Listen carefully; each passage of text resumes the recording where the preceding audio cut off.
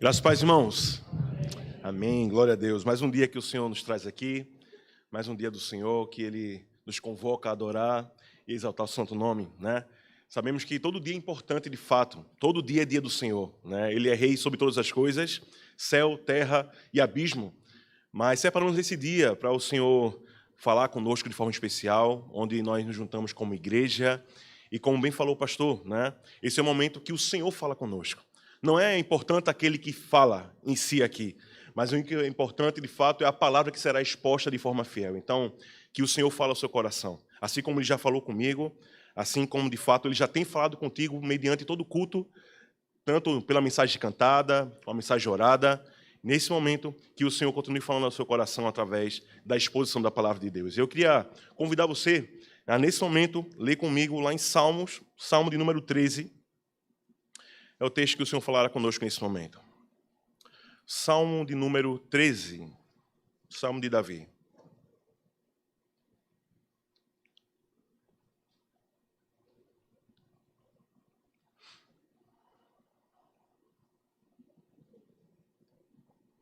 Salmo de número 13.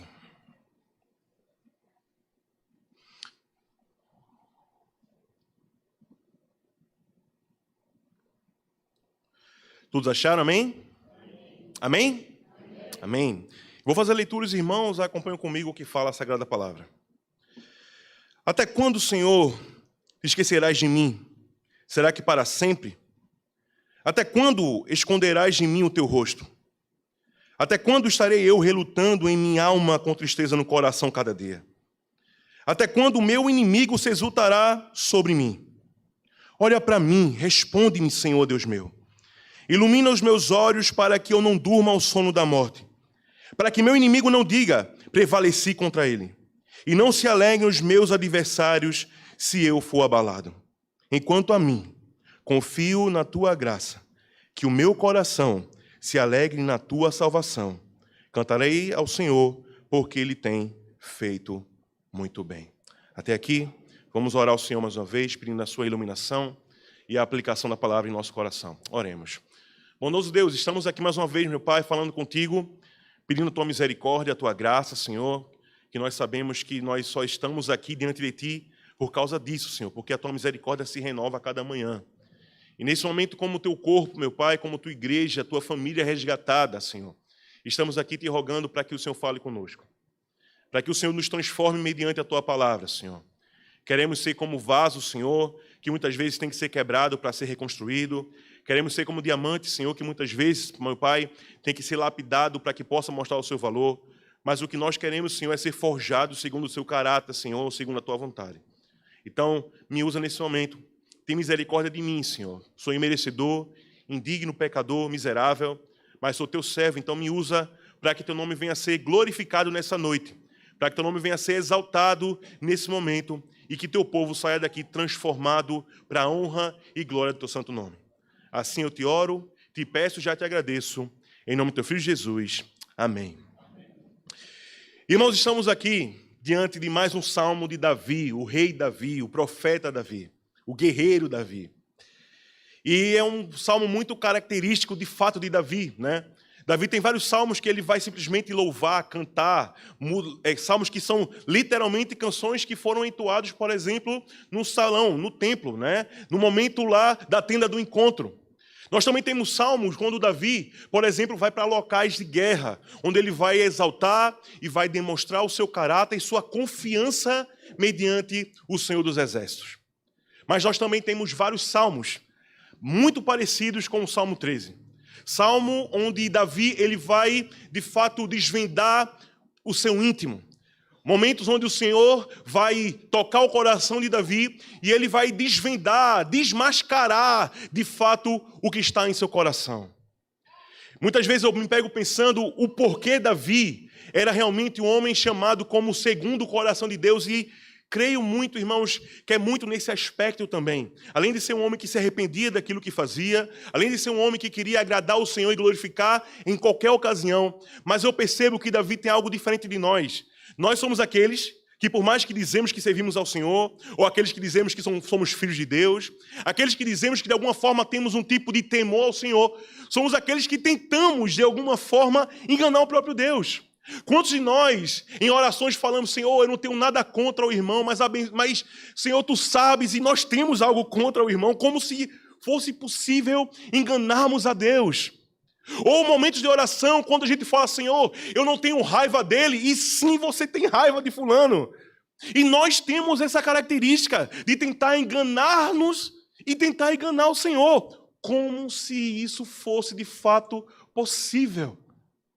Oramos ao Senhor sempre naquela perspectiva. Parece que nós temos medo de pedir ao Senhor algo sempre. Senhor, se for a Tua vontade, faz isso. Senhor, se for a Tua vontade, se for a Tua vontade. Meu irmão, a vontade de Deus será feita. Independente se você repete esse mantra o tempo todo, seja feita a vontade, se for a sua vontade, se for a sua vontade. Peça ao Senhor aquilo que você quer. Se for da vontade de Deus, será feito, mas você não precisa estar o tempo todo afirmando. Peça ao Senhor. Ele vai nos ensinar, de fato, a pedir com súplica, com temor e derramar diante dEle. Só que ainda assim, tentamos enganar-nos e tentamos enganar Deus, como se isso fosse possível. Ao contrário disso, Davi, ele não se esconde, ele não mascara o seu sentimento. Se for possível, ele até, de certa forma humana falando, ele batalha com o próprio Deus mediante alguma característica ruim ou alguma situação difícil que ele tem passado. E aqui estamos diante do Salmo, que Davi escreve no momento que ele está sendo perseguido, nada mais, nada menos que o seu próprio filho Absalão. Imagine você passar por dificuldades no trabalho, passar por dificuldades na família, passar por dificuldades na igreja, de alguma forma, tudo isso é muito difícil, tudo isso de fato é muito complicado. Mas Davi, nesse momento, além de perder tudo isso, Davi, ele perdeu o seu trono, aquilo que foi prometido pelo próprio Deus de forma eterna, inclusive com o próprio Deus afirmando que nunca, nem Davi, nem a sua descendência iria se apartar do trono, e naquele momento, aparentemente, Davi o perdeu.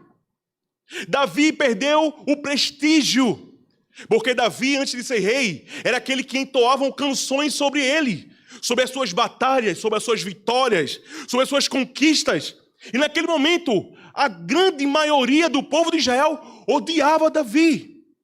Tudo por causa das consequências dos seus pecados, por tudo de errado que de fato Davi tinha cometido, por algumas coisas que ele tinha feito que não estavam agradando nem ao povo, muito menos a Deus.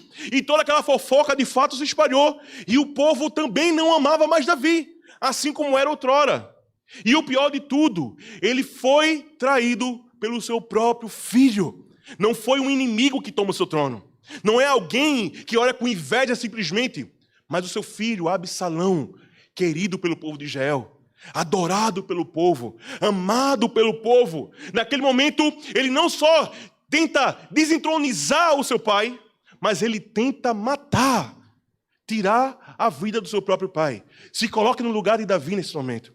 Quando eu comecei a estudar um pouco mais sobre esse texto, eu comecei a pensar sobre essa dor. Eu lembro de uma situação que aconteceu comigo há muito tempo atrás. Eu compartilhei um pouco, rapidamente, lá no acampamento de jovens, com os jovens daqui da igreja, sobre uma situação que aconteceu comigo, né? Sobre as dificuldades que eu passei antes de conhecer o Senhor.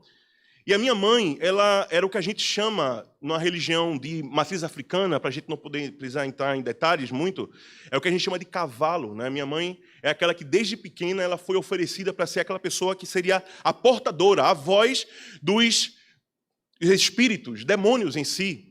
E eu lembro que minha mãe, eu cresci com algo muito natural, com a minha mãe recebendo entidades, assim como ela falava, né? De acordar de madrugada com minha mãe acordando desesperada e se cortando e se arranhando e com gritarias. Imagine isso para uma criança. Mas, numa certa situação, eu lembro muito bem, eu tinha em torno de mais ou menos 13 anos de idade.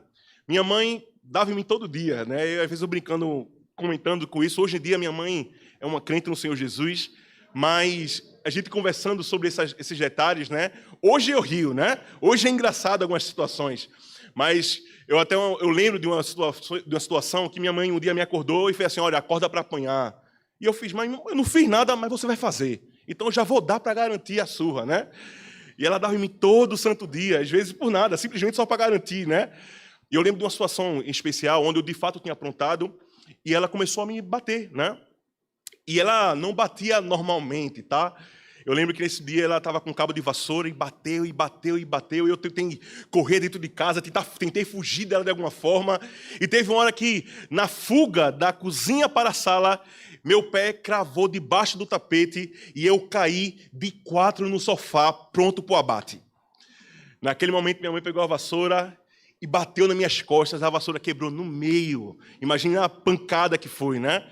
Quando a vassoura quebrou no meio, eu tentei imaginar que naquele momento minha mãe olharia para mim e faria assim: eita, desculpa, meu filho, eu acho que eu exagerei. Naquele momento ela olhou para mim e fez assim: você quebrou minha vassoura. Ela quebrou nas minhas costas, né? E por mais que seja engraçado isso agora, eu lembro que a consequência disso não foi muito. Minha mãe foi na cozinha e pegou uma colher de pau, desse tamanho, aquelas bem antigas, né?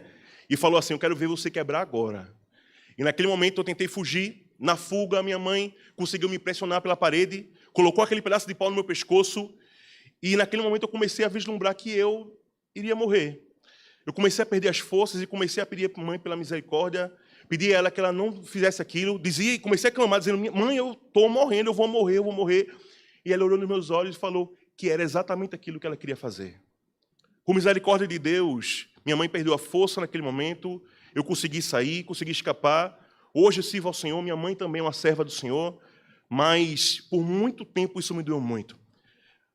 A dor da traição, ou de alguma forma esse trauma causado por alguém que deveria lhe proteger, e na verdade atenta contra a sua própria vida. Então imagine Davi nesse momento, meu irmão. Imagine Davi sem luxo, no deserto.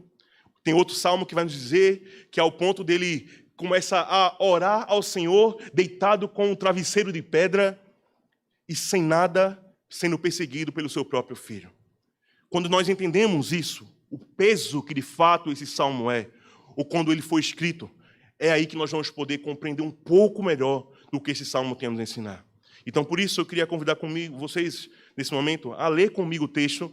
Não feche a sua Bíblia e vamos ler verso a verso daquilo que nós temos a aprender e poder absorver através do texto sagrado. No verso 1, nós temos esse momento, né? Onde nós temos um tipo de esperança e desespero de Davi. Nós observamos que, primeiramente, do verso 1 ao verso 3, nós temos por 4 vezes a pergunta: até quando? Ele pergunta, de fato, por 4 vezes o até quando. Só que no versículo 1, nós temos essa ideia da esperança e desespero de Davi. Porque ele pergunta, veja aí o verso 1, até quando, Senhor, te esquecerás de mim? Para sempre? Nós observamos que, por mais que a pergunta, esquecerás de mim até quando? Existe um tipo de esperança, porque parece que, por mais que ele tenha passado por uma situação difícil, ele deseja ou ele espera que existe um até quando, de fato, irá se findar, que existe um limite, que haverá o fim dessa tristeza. Ao mesmo tempo, ele pergunta, será para sempre? E Davi, mesmo sendo um homem que andou com Deus e fez coisas absurdas, sendo governado e controlado pelo próprio Deus, ainda assim nós observamos que ele vai caminhar dessa forma. O verso 1 já mostra para nós. Ele vai estar sempre entre a esperança e o desespero, achando que de alguma forma não haverá fim naquilo que ele está passando. No verso 2, ainda na parte B do verso 1, ele vai falar: até quando esconderás de mim o teu rosto? E é interessante que o verbo no hebraico aqui não dá uma ideia simplesmente de esconder, dá uma ideia de abandono. Veja, Davi que venceu leão, Davi que venceu urso, Davi, um menino na época que enfrentou um gigante, Golias, sempre em nome do Senhor, nunca duvidando que o Senhor estava com ele em todas as ocasiões, executando todas as coisas, primeiramente para a glória de Deus, porque ele entendia que tudo o que ele fazia era condução do próprio Deus. Nesse momento, ele está duvidando se esse mesmo Deus, que o colocou no trono, também continuava com ele. Ele começou a achar que, de alguma forma, o Senhor Deus o tinha abandonado. E quantos de nós, irmãos, passamos por situações parecidas? Seja por dificuldades que enfrentamos, que é a situação de Davi, ou seja por culpa da consequência do nosso pecado, que também é a situação de Davi. Possivelmente, Davi, nesse momento, ele acredita que Deus o abandonou exatamente da mesma forma que o povo de Israel, por consequência dos seus pecados, pelas coisas que ele executou mediante estava no trono de Israel. Quantos de nós, ao pecar, irmãos, Sabe aquele pecado de estimação que muitas vezes nós temos, que nós não deveríamos ter, mas ainda assim temos? Aquele pecado que você luta toda a sua vida cristã, que você não tem alegria em cometê-lo, mas de alguma forma você sempre acaba tropeçando nele. Aquilo de fato traz tristeza. E uma outra coisa que traz em nosso coração é duvidar, inclusive, do poder de Deus. Porque quando nós, por exemplo, começamos a achar, poxa, deixarei de ser salvo por esse pecado cometido, é basicamente dizer que eu que conquistei a salvação. Porque se a salvação que você tem, de fato, essa condução de Cristo que você tem, foi Ele que conquistou na cruz, não tem como você perder nesse aspecto. Uma outra dúvida que nós temos é, de fato, de duvidar da capacidade de Cristo de estar conosco todos os dias até a consumação do século, independente da situação. Como se a minha forma, o meu caráter, tivesse a capacidade de afastar o Senhor de mim. Lógico, a gente pode pensar em cartas de Paulo, né, que vai falar sobre um tipo de esfriamento, sobre esse tipo de apagar a iluminação do Espírito Santo, mas nunca de um abandonar. Lembre-se, por exemplo, que a parábola contada do filho pródigo, mesmo que o filho pródigo estivesse na lama comendo com os porcos, ainda assim ele era filho. Nós não temos como, de fato, nos afastar do Senhor. Não tem como o Senhor, de fato, estar à parte daqueles que são seus. E mesmo assim, Davi está passando uma situação tão difícil, tão complicada, que ele pergunta, Senhor, até quando o Senhor se esconderá de mim? Até quando o Senhor irá me abandonar? Imagine que situação difícil, de fato. Então, chegamos no versículo 2, ele fala mais uma vez, até quando estarei eu relutando em minha alma com tristeza no coração cada dia? Você observa que essa pergunta de Davi é algo que nós temos vivenciado em muito nos nossos tempos, irmãos. Esse tipo, que ele vai falar, essa luta que ele tem, essa tristeza que ele tem no coração, cada dia, como se fosse algo que fosse variando, onde você está bem, de repente está mal, e você está triste, você está com dificuldade, é o que nós temos passado diversas vezes hoje. Hoje é difícil nós conhecermos uma pessoa que nunca teve problema psicológico, né? Antigamente a gente conhecia as pessoas, fulano já teve depressão. Hoje, basicamente todo mundo já teve um momento. Depressão, pânico, ansiedade, né? Você pode escolher, existe uma cartela onde nós temos o tipo de doença psicológica que tem, de fato, magoado a nós, que tem, de fato, nos afligido de forma terrível. E essa variação de humor, tristeza, alegria, ansiedade, pânico, muitas vezes nos faz travar. E Davi está passando exatamente por isso. Oscilando, perguntando, Senhor, até quando eu irei sentir essa tristeza no coração? E o quarto até quando que ele vai falar? Até quando o meu inimigo se exaltará sobre mim? Depois que ele vai primeiramente falar sobre esse tipo de abandono do Senhor, depois que ele pergunta ao Senhor até quando isso irá acontecer, depois que ele vai perguntar sobre essa tristeza, Davi vai mostrar a nós, nesse momento, qual é a sua quarta preocupação, que é exatamente até quando o seu inimigo irá vencê-lo, irá se alegrar com a sua derrota. Alguns comentaristas vão olhar para esse versículo e vão falar, está vendo? Davi aqui está preocupado com a honra de Deus, tentando trazer de alguma forma, como se Davi estivesse preocupado, Senhor, se eu estiver perdendo é porque o Senhor está perdendo, se eu estiver derrotado é porque o Senhor também está derrotado, mas não, irmãos, Davi ele não tem medo nenhum de se revelar e revelar o seu coração. Davi está, de fato, preocupado com a sua honra. Davi está preocupado, de fato, como, de fato, os seus inimigos têm se alegrado mediante a sua derrota. E depois que ele faz essas 4 perguntas, é o momento onde ele vai clamar ao Senhor. Ele para de perguntar até quando, o porquê, se será para sempre, se esconder o rosto, e ele vai começar a clamar a Deus mediante essas perguntas. Veja aí comigo o verso 3. Ele fala o seguinte, olha para mim e responde-me, Senhor Deus meu.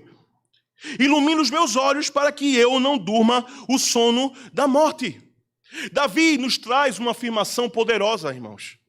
Davi tem plena consciência que o fato de o Senhor de alguma forma não estar com ele atinge totalmente a sua condição. Davi ele não vai colocar a derrota numa consequência ou no resultado. De alguma forma, o não estar com o Senhor, ou não estar andando segundo a vontade do Senhor, para Davi já é uma derrota. Para Davi, a consequência disso será de fato a morte. E você observa, né? Ele não vai falar, Senhor, se for tua vontade, olha para mim. Não, ele, Senhor, olha para mim. Ele clama pedindo para que o Senhor o responda. Ele pede de fato como socorro a Deus, entendendo a situação difícil que ele está. Irmão, quantos de nós estamos passando situações difíceis, né? Hoje em dia é muito difícil não ter alguém que passa uma situação difícil, né?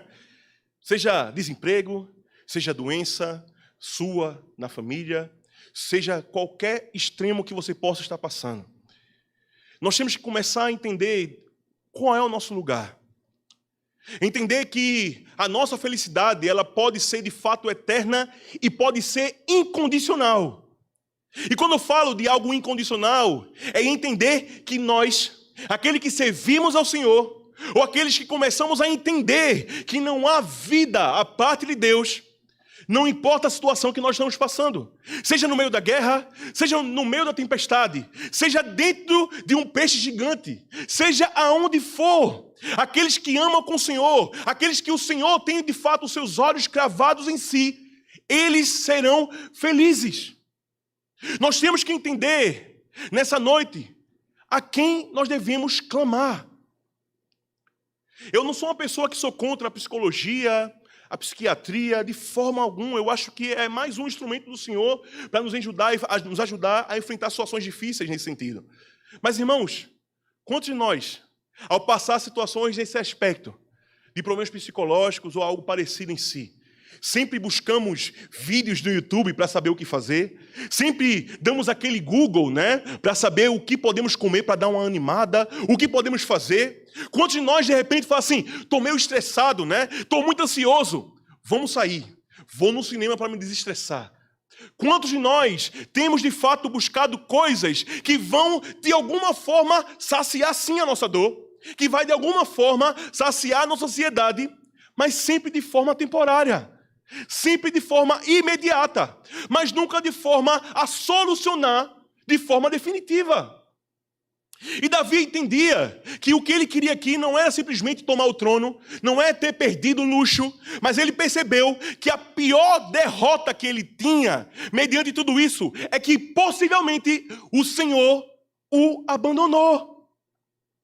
E eu queria te lembrar, por exemplo, o texto lá de Êxodo capítulo 35. Nós não vamos ler para ganhar tempo, mas lá em Êxodo capítulo 35, nós temos exatamente o momento que Moisés está conversando com o povo de Deus. Depois que ele desce do Monte Sinai, depois que o povo construiu um bezerro de ouro para adorar da mesma forma que Deus tem ensinado como eles deveriam adorar, mesma forma da ideia da comunhão, alimentação, festa, alegria. Depois disso, Deus chega para Moisés e faz, Moisés, acabou. Eu vou começar tudo de novo, eu vou zerar. Vou matar todo mundo e vou começar novamente contigo. E Moisés, naquele momento, intercede pelo povo, representando uma tipologia de Cristo, né? Representando, dizendo, Senhor, a tua promessa, foi o Senhor que prometeu que tiraria eles do Egito, que caminharia com eles no deserto e que levaria eles para Canaã. Foi o Senhor que prometeu que é a descendência de Abraão, que de fato, de onde viria o Messias. E naquele momento o texto vai dizer que o Senhor se arrependeu. Não que o Senhor de fato se arrependesse, né? Mas é um tipo de sentimento humano, é o mais parecido daquilo que o Senhor sentiu naquele momento. Mas o que eu quero evidenciar nesse momento, desse texto, é o momento que Deus fala, ok, Moisés, eu vou fazer o teu povo entrar em Canaã, mas eu não estarei no meio deles. Porque se eu estiver no meio deles, eu irei matá-los, porque eles não merecem a minha presença. Naquele momento, Moisés, ele não agradece. Naquele momento, ele não se alegra, dizendo, finalmente iremos entrar em Canaã. Finalmente iremos conseguir aquilo que nós almejamos. Muito pelo contrário. Ele fala, Senhor, se for para entrar em Canaã, sem que o Senhor esteja, preferimos ficar no deserto. Moisés entende perfeitamente que não importa ter a bênção se não tiver o Deus da bênção. Isso é exatamente o que Davi está passando nesse momento. Tudo o que aconteceu não era o que trazia tristeza a Davi. É porque tudo o que aconteceu, de alguma forma, parecia a Davi que Deus tinha o abandonado. É melhor estar no deserto com Deus do que estar em Canaã sem o próprio Senhor. Quando então entramos no versículo 4, nós temos mais uma vez Davi enfatizando a sua preocupação. É quando ele fala, para que o meu inimigo não diga, prevaleci contra ele, e não se alegrem os meus adversários se eu for abalado. Depois que Davi fala isso, depois que Davi ele vai evidenciar e repetir essa preocupação dele, mostrando que de alguma forma o seu coração mais uma vez está preocupado com a sua honra. Nós temos uma virada de chave. E Davi é mestre nisso, né? Davi tem momentos onde ele vai começar a clamar ao Senhor, pedir, até duvidar de alguma forma do poder de Deus. Mas de certa forma nós temos uma mudança total de chave, que é quando nós entramos no versículo 5. No versículo 4, Davi fala, Senhor, a alegria deles é me ver derrotado. Só que no versículo 5, Davi nos fala o seguinte, Senhor, quanto a mim, confio na tua graça, que o meu coração se alegra na tua salvação. O que Davi tem nos informado aqui é o seguinte, irmãos. Davi finalmente percebe que o Senhor não o abandonou. Davi finalmente percebe que enquanto seus inimigos têm como alegria a sua derrota, aqui nós temos Davi batendo no peito falando, Senhor, a alegria deles é me ver derrotado. A alegria deles, Senhor, é me ver abalado. A alegria deles, Senhor, é me ver destruído. Mas enquanto a mim, Senhor, a minha alegria está na tua salvação. O que Davi nos ensina aqui é que podemos, irmãos, perder tudo. Podemos perder casa, dinheiro, podemos perder família, podemos perder a nossa honra e nosso nome. Mas enquanto a nossa alegria não está depositada naquilo que nós podemos ter, mas naquilo que nós somos mediante o sacrifício de Cristo. A nossa alegria não está realmente depositada naquilo que o Senhor pode nos dar, mas no Senhor que nos deu todas as coisas com o sacrifício de Jesus na cruz. Enquanto lá fora as pessoas buscam alegria temporária, seja no estudo que se forma, seja no trabalho que se aposenta, seja em pessoas que falecem, nós, aqueles que servimos ao Senhor, aqueles que entendemos que sim, passamos por situações difíceis, o nosso Senhor nos prometeu que teremos aflições, mas nós temos bom ânimo, porque Ele já venceu o mundo, e essa graça e essa salvação já foi conquistada de uma vez por todas, e a minha alegria não depende daquilo que eu tenho, mas enquanto a minha alegria está na tua salvação. Davi percebeu plenamente que não era o trono que garantia que Deus andava com ele, que não era a sua honra ou o seu nome no meio do povo de Israel. Davi o percebeu, que a sua alegria estava depositada na graça de Deus. Davi lembrou das promessas que o Senhor falou, que nunca, nem ele, nem a sua descendência iria se apartar do trono de Israel. E aqui eu queria fazer uma aplicação para nossos dias, irmãos. Quero muito que nós venhamos entender uma coisa. Certo, Davi no versículo 1, ele parece que sente como se tivesse sido abandonado por Deus. Só que Isaías vai nos dizer que a glória de Deus enche toda a terra. É impossível, mesmo o ímpio, mesmo alguém que não caminha com o Senhor, é impossível que ele esteja de alguma forma distante de Deus, num aspecto de presença. O Senhor está em todos os lugares. Então, nunca ninguém foi literalmente abandonado por Deus. Nunca, jamais, isso nunca aconteceu. Quer dizer, existe um homem que foi literalmente, totalmente abandonado por Deus. Existe um salmo de Davi, o Salmo 22, que nós chamamos como salmo messiânico, que aponta para aquilo que o Messias iria sofrer. E lá na cruz, no momento da sua morte, Cristo ele exclama para todo mundo ouvir: meu Pai, por que me abandonaste? Por que me desamparaste? Naquele momento eu quero que você entenda que naquele exato momento o nosso Senhor Jesus, ele foi literalmente abandonado pelo Deus Pai. Naquele momento foi o único momento na história da humanidade onde houve um lugar na terra que Deus não estava presente. Só o nosso Senhor Jesus sentiu o que é ter de fato uma total ausência do Deus Pai. uma total ausência de esperança, uma total ausência de amor, uma total ausência de alegria. Ele é o único que sentiu isso. Nós vemos muitas vezes falando que Cristo venceu e enfrentou o nosso inferno. Não é que Cristo ele foi para um lugar geográfico, um local que se chama inferno, que queima fogo, e ele foi lá simplesmente para dizer, olha, fui no inferno e voltei. Não, ele sofreu o nosso inferno. Era você que deveria ser abandonado. Era eu que deveria de fato ser abandonado pelo Deus Pai. Mas o nosso Senhor, ele foi abandonado na cruz para que você nunca tivesse que sentir isso.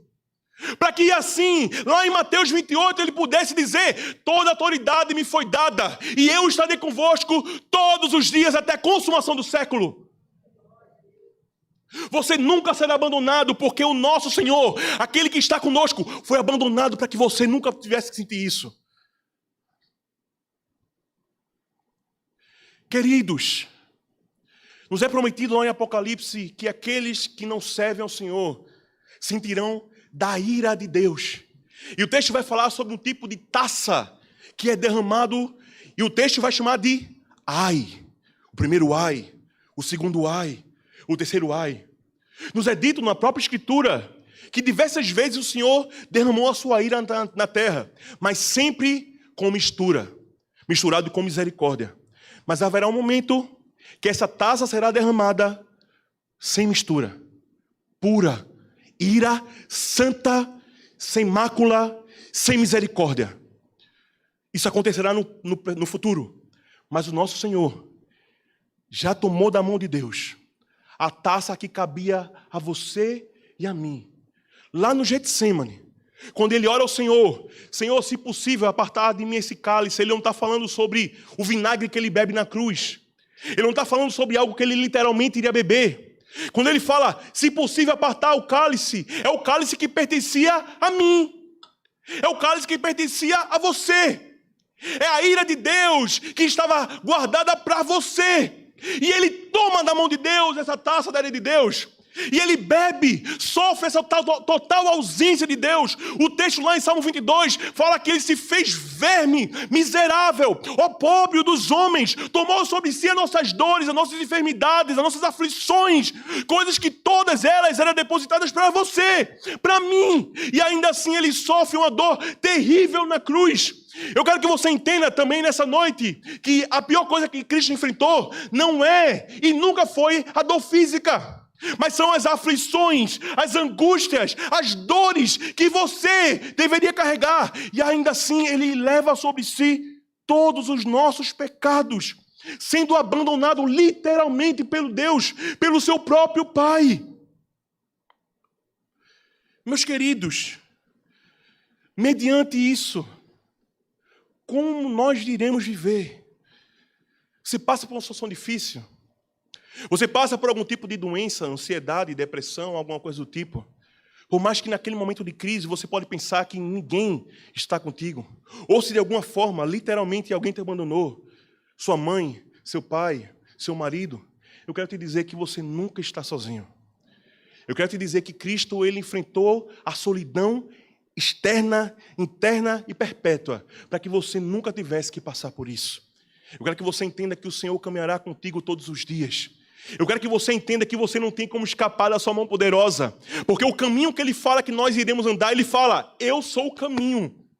A luz que ilumina esse caminho, que é o próprio Senhor, ele fala, eu sou a luz do mundo. Ele vai nos dizer que no final desse caminho, acharemos uma porta, e lá em João 10 ele fala, eu sou a porta. Atrás nós iremos encontrar a verdade, e ele fala, eu sou o caminho e a verdade. Não há como escapar da mão de Deus. Se você caminha com Cristo, eu quero que nessa noite você possa sair daqui confiando, depositando o seu amor, a sua alegria, e entender de forma plena que nada e ninguém poderá te separar do amor de Deus que está em Cristo Jesus. Nem presente, nem futuro, nem morte, nem vida, nem anjos, nem principados. Nada e ninguém poderá nos separar. Não há político que possa tomar o poder, que possa nos vencer, porque nada e ninguém, e nem as portas do inferno poderão prevalecer contra a igreja do Senhor.